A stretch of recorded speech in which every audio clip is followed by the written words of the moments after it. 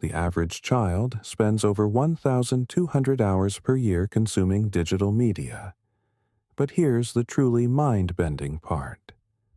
Most parents have no idea what programming their kids are actually absorbing during that time.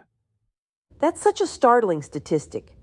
I was just reading about this fascinating discussion comparing our modern society to a kind of matrix, not the movie exactly, but this invisible system that shapes how our children think and behave. You know what's really eye-opening about this? They found that programming isn't just coming from obvious sources like social media and TV. It's embedded in everything from our education system to the food we eat. And get this, fear is actually one of the primary tools used to maintain this system of control. That reminds me of how they describe people living in survival mode, just trying to make it through each day without ever realizing their true potential. It's pretty sobering when you think about it. And here's what's really fascinating. They discovered that even children's cartoons are carefully designed with specific colors and symbols to influence young minds. We're talking about sophisticated psychological techniques being used in what most parents think is just harmless entertainment. That connects to what they found about video games, too.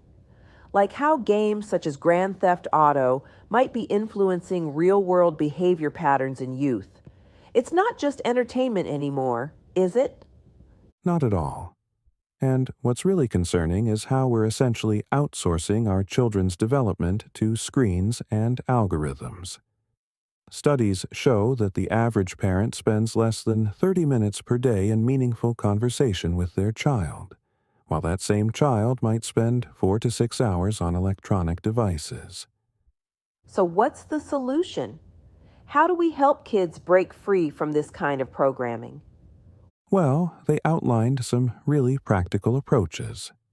First, it's about active engagement, sitting down with kids while they consume media and discussing what they're seeing. But beyond that, they emphasized teaching critical thinking skills. They found that children who are encouraged to question everything are 60% more likely to develop strong, independent thinking skills. That makes me think about how they connected this to mindfulness and meditation practices. Apparently, even short daily meditation sessions can help kids stay centered and more resistant to external programming. Exactly right. And here's something really powerful they discovered. When children are connected to their cultural heritage and history, they are 3 times more likely to develop strong self-identity and resistance to peer pressure. It's not just about knowing dates and events. It's about understanding the strength and wisdom that runs through their lineage. That's fascinating how they linked historical awareness with personal empowerment. Did you catch the part about alternative paths to success? Yes, and the data here is really compelling. They found that young people who pursue trades or entrepreneurship often reach financial stability faster than their college-educated peers. In fact, skilled trade workers are reporting 40% higher job satisfaction compared to traditional corporate employees. That really challenges the traditional narrative about success, doesn't it? It does. And what's really interesting is how they connected this to mental health.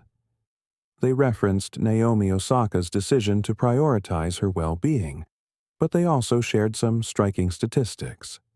Young people who practice regular self-care and boundary setting are 70% less likely to experience severe anxiety or depression. That's quite significant.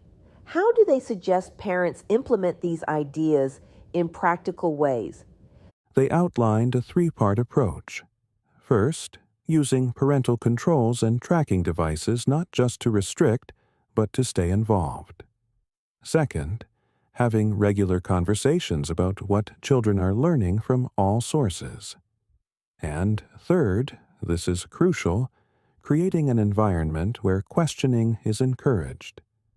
They found that families who implement these strategies see a 45% reduction in problematic behavior and a 65% increase in parent-child communication.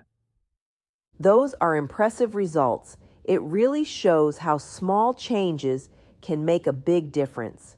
And here's what I find most hopeful about all this. They discovered that when children are raised with this kind of conscious awareness and authentic connection, there's a measurable impact on society. Communities with strong youth empowerment programs report 30% less violence and twice the rate of youth entrepreneurship. That really brings it full circle, from recognizing the problem to creating practical solutions. Exactly. And the key takeaway is that transformation doesn't require massive systemic change. It starts with individual families making conscious choices. When parents implement even just 2 of these suggested practices, they see positive changes in their children within 3 months. That's pretty powerful evidence that we can break free from this matrix of control, one family at a time.